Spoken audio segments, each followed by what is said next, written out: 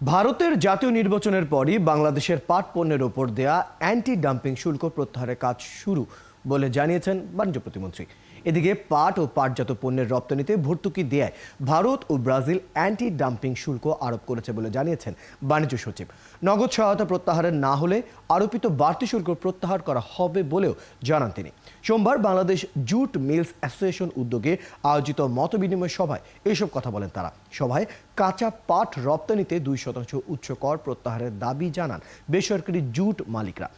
এ সময় উন্নয়নশীল দেশে পরিণত হলে পাটের ভর্তুকির সুযোগ থাকবে না বলে জানান বাণিজ্য প্রতিমন্ত্রী।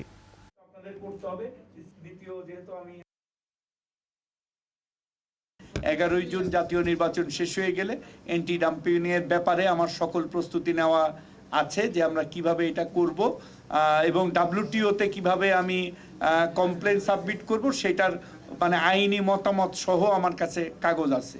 তো যেহেতু তাদের নির্বাচন, আমি চাই না যে এটাকে রাজনৈতিকভাবে কেউ ব্যবহার করুক। আমাদের যে বাণিজ্য, আমদানি রপ্তানি বাণিজ্য, সেটাকে আমরা আমদানি রপ্তানি ডিপ্লোম্যাসির ল্যাঙ্গুয়েজেই আমরা করতে চাই।